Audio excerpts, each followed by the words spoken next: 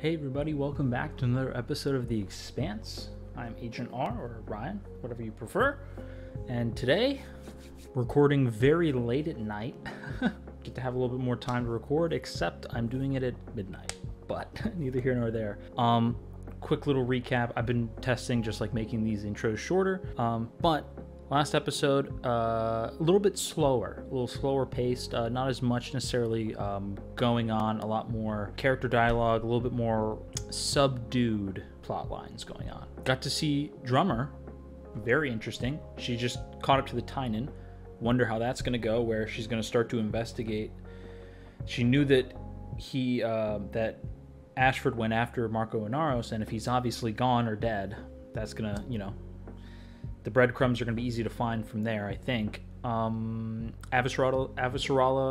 is catching on to probably the trail of what Marco is trying to do.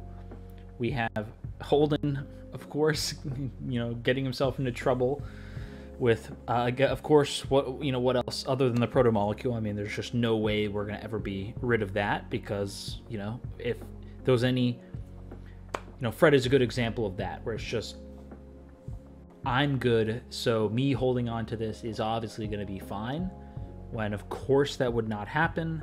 So there's somebody who is trying to get rid of Monica, who maybe knows too much or whatever. So that's an interesting little storyline. And then of course the Amos angle toward the back end, kind of our B plot for that last episode, kind of showing us him coming down to earth and, clearing up a past that he had only minorly talked about up until this point with Lydia. I believe that was her name, Lydia. And I remember at the very end of the episode, they said, he needed Christian's help for him to connect with an old friend. And I had mentioned, I wonder who that could be, that he would need, Avasarala's help. And it was funny because someone in the comments was like, Amos would never need her help for anybody that he couldn't contact himself, for the most part, that we would normally see, right, from his past or something like that. But then I thought, could it be Peaches? Could it be what's her name? Could it be either the one that what was her name? Now I'm blanking on her name. Not Melba. It's the sister's name. God, I feel really stupid that I'm forgetting her name. But regardless, her being in prison, maybe he's going to go see her now that he's on Earth, because I think she was being locked away in prison on Earth. Or maybe it's the person that she reminded him of. I don't know. But my guess, it could be her. That would be interesting. So yeah, that's kind of where we are. I said to try and keep this short and ended up being relatively long, but I appreciate you guys for sticking around through it. Without any more talking, if you guys are ready, I am now ready. I'll see you in the episode. My office said the Navy needed help with an urgent matter. A highly urgent matter. What do you make of these readings? That's weird. All these rocks have consistently higher return signatures on one side only. That seemed like that went well. Return signatures on one side of those fragments could imply that the original rock was coated in stealth tech. Oh shit, they figured it out. Marco Inaros threw a stealth rock at us. And it broke up. Oh shit. We need to retask the watchtowers. Are you out of your fucking mind, ma'am? They're the only thing that can penetrate stealth tech. Which is why they're always pointed at Mars. Mars does not give a fuck about blowing us up anymore. We're right, and you know it. She is right, but she's not in a position of power that's going to be able to do this with this amount of certainty. There's no way that Nancy Gao allows this, or anybody in the cabinet is going to lose their job over a hunch. But wow, she figured it out fast. To be honest, I'm kind of surprised the jump between last episode and this. But man, they did have the suspicion, and that's pretty impressive. But yeah, the fact that the fragments were coated on one side could imply that they were coated and they were a part of a larger. And then when they broke off, obviously the part that was inside of the rock now is visible. Very cool. Very cool that was how they were able to figure it out. And the fact that she's like, it just makes sense. Why would he stop at one, right? Because then this could happen. Don't take the chance. Captain, was just gonna call. We're coming up on him. Give me the scopes. Gun's gone. Look like a lot of hull armor gone too. They stripped him.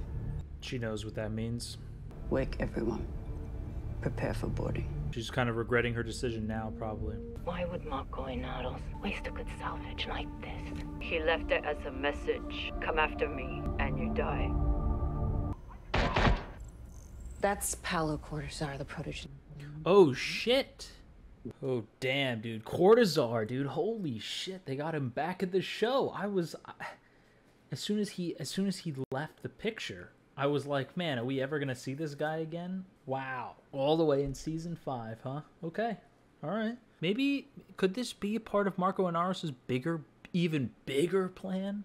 Like, he knew about the proto-molecule, and then he knew about him, and then he was working with the Martian higher-ups. That'd be crazy. Or, like, what if there's, like, some double cross where it's, like, Marco is like, going to blow up Earth, but then he's being used by some very, very devout faction in Mars that's going to use this peace and the Belters' animosity as some kind of smokescreen like they tried to do before, maybe. Or not like they tried to do before, but like, you know what I mean. That would be wild. Almost forgot about Naomi. She wasn't in the last episode. So much going on. She was in transit during that episode. So now she's gonna be able to. We're gonna see her maybe meet Philip. Yo, it'd be wild if Marco was there on Palace too. I don't think he would be. Obviously, he's out in the belt, but. I know Philip's here. I came to see him. What a fucking chance. You don't speak for him. Philip is not a little boy anymore. I'm still his mother. You left him. And us. A lot of animosity. A lot of anger. It was good seeing you one last time. He deserves to make the choice. Man, dude. It's so cool that that the writers and the way they can make this show make it feel fresh. Like every time we go to a new place, it feels a part of the world, and yet somehow it feels like it's still so different and so unique. So, Alex Kamal, what does it feel like knowing that your name's going to be in history books? I never really thought about it like that. Come on, you have. So manipulative, dude. Wearing all the makeup and doing the hair up, all that. And you also saw some very weird shit. Yeah, I did. Which I guess brings us to why you asked me here. So, Illis, new to Terra. I read all the reports. Man, she is trying hard to do the seducing thing. Human consciousness simulated by alien biotech. Exactly. And you know, if it wasn't for Miller. Alex being uncomfortable discussing it around people is warranted, but I'm also very skeptical about. But lucky for everyone, we destroyed that last piece of proto-molecule crap. The most amazing thing about that story might just be your modesty. Except I think she knows that it's not all gone. I think that my theory about, you know, Sauveterre and the higher-up Martians are working toward, they figured out about the proto-molecule, they got a tip on it, and they're using maybe a mutual agreement with Marco Inaros in, like, he's the diversion, maybe. They were like, oh yeah, we're going to give you stealth tech, and we'll help you do this and that to attack Earth, because that's your goal. And then they're going to use that as diversion and try and get the proto-molecule. Just a theory.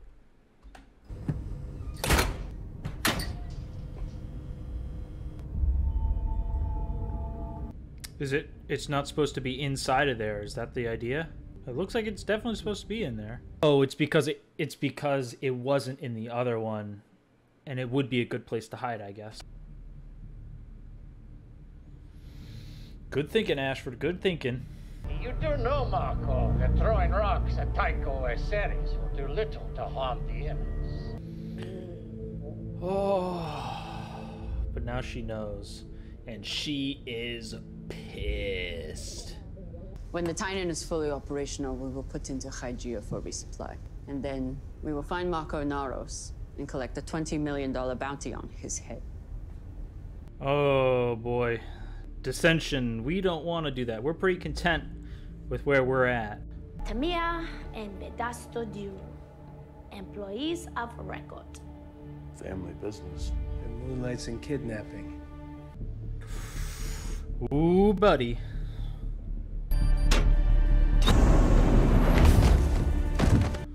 Oh, good. Did she buy it? Not at all. Oh, this is so cringe because we know that she's a lying schemer. So how long you been working with Silverchair? Going on 5 years. No, he's one hell of a great speaker. Still don't know how he does it all. Does what all? You got him. That's what Bobby meant. Oh, because he does all these things because he's amazing. Oh, what are you talking about? Well, I mean him doing all of this work before he retires. So great of him to be a lecturer and sign off on the enlistments and, you know, sign off on supply chains and oversee this and do this and be in charge of that. Ruh-roh. Somebody got caught red-handed. I mean, I'm being a little preemptive, but I think that right there is. This time the bottle's on me. I'd love to, but I have to be up early shipping out in the morning. That's a shame. Where you headed out? Nowhere, just a routine supply run. Oh, on what ship? The Barkeith. Maybe, I don't know, we could do it again when you get back. That would be interesting. I get it. Oh, the killing blow. Oh no. He's not gonna see it. She knew that he was onto her or something. Maybe she was the one who's doing it. Who knows? Hey, you're Alex Kamal, right? What? Ow, what the hell? Whoa! What did you do to me? What's a nice, upstanding Martian like you want to know about Admiral Silverchair? Interesting. Just if he's really selling weapons to the Belters. You been talking to anyone else about this, sweetie? Oh no, dude, I'm losing my mind. Shoot him. Alex. Bobby. Ah! Oh my god, dude, I'm fucking stressed. Oh my god, dude. What did you learn from Babbage? She's not really into me. She is shipping out on a supply run tomorrow. We could flush out their entire smuggling chain. Miles to belt. Unless they spot us. Oh Lord, here we go. Things are heating up now. I know I was talking about it being slow last episode. Sure ain't this episode. When Ashford left to hunt Marco, he asked me to be his XO. I declined. I gave him this bottle as a send-off, but he told me to hold on to it. He said we'd drink it together when he returned. I knew it was foreshadowing too. I knew it as soon as she said keep it until I get back. I knew he was gonna be gone, but I didn't think it was like that. Damn, I didn't really want to believe it either. If you'd have gone with Ashford, you would have suffered the same fate. Or maybe this bottle would be empty. It's so tough, man. It's like, it's so crazy that I can feel it. It's weird because we have such a connection with these characters at this point. In that moment, I just want to give you guys my thoughts that I was feeling. I felt like Drummer. And then when she was talking about there are better ways to grieve and you need to not pursue him and there's other ways to go about it, like I was very much in my head putting myself in Drummer's shoes. I was sitting there going, I don't want to hear this. I don't want to hear this. But like, then I had this realization, kind of taking myself out of it a bit, where I was like, but that's the whole point. Like, that's what makes it hard. It's being able to move on past that, being able to not do that. Just be, put your anger and do something reckless like that. It's so crazy. It's so funny how you can write it where it didn't take much. And all it took was, relatively, it wasn't anything necessarily super special, but like the characters that they built for Drummer as well as Ashford, as well as, the longevity or how long it's been for that relationship to form. I mean, it was both with us, with the characters, and with each other for Ashford and Drummer. Wow, I just felt myself getting like, I was feeling like I was having that anger. I was like, man, I don't want to let this go either. But I don't know. I don't know what she's going to do. I don't know what the right decision is. It's probably correct for her to not do it, but maybe not. I mean, there's many people going after Marco because, again, the bigger picture, but... We found the Tynan. As I feared, Ashford is dead. He was convinced that Marco Inaros was up to something, and I think he was right. I'm sending you what Ashford found. Maybe it will do some good for the belt. To Fred? This is not my fight. Oh, wow. That probably took a lot.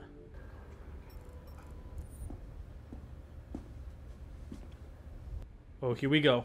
When I was little, I used to dream about what this moment would one day be like. What I would say to you, that moment never came. The ship that I came in on, I bought it for you.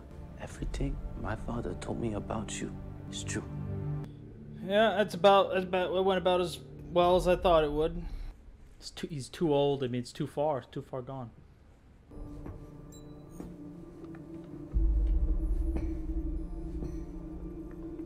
Philip. They're taking the ship. Holy shit.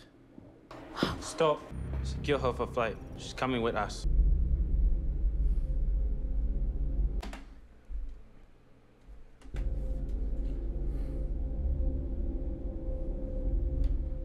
Okay, I'm like really pissed off because I'm not gonna lie to you. When her and Holden were arguing about her going there, and Holden was like, no, she was blinded by. I mean, obviously she was blinded, and this is why it's so tough, right? Because like I have this feeling like I'm just like expecting comments to be like, well, what would you expect, Ryan? If you don't have kids, like if you had kids, you wouldn't understand. I'm like, no, I understand. I can also say that it's objectively stupid, right? Like we can all agree that it is very dumb knowing that your son grew up with a fanatic. The reason why you left, very dangerously ideal his ideals are very dangerous. Very idealistic person, very radical, and your son, who is his son, it grew up with him for his entire life. And you're just going to walk back in and say, Mama loves you. Come on back. Or just leave. Like, no. That's stupid. It's very dumb.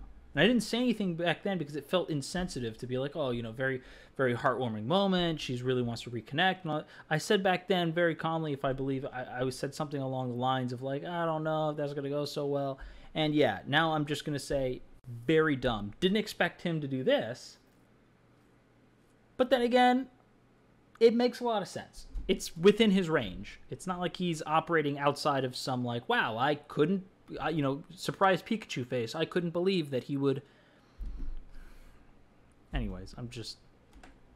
If you were in charge and someone came to you with this theory, you would laugh them out of your office, and if they persisted, you would reassign them to the farthest outpost in the Jovian system. Tell me I'm wrong. I've learned to listen. Oh, give me a break. Felix, please. You're the only ally I have left. I've gone as far as I can. It's gonna be Christian who's gonna have to go to Gao and convince her somehow. Work is different than before, but I am still needed here. I hope we speak again soon. No more allies, all by herself. The game is not as fun when you don't have any pieces to play. I think this is Amos's message. No, Fred Johnson. Oh shit. You do know, Marco, that throwing rocks at Tycho Ceres will do little to harm the inner. That's the evidence. Even our dreams are small. Oh my god. Wait, did they miss one?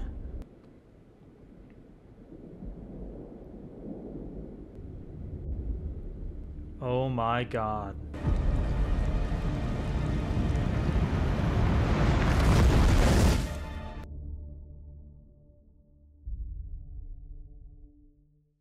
Holy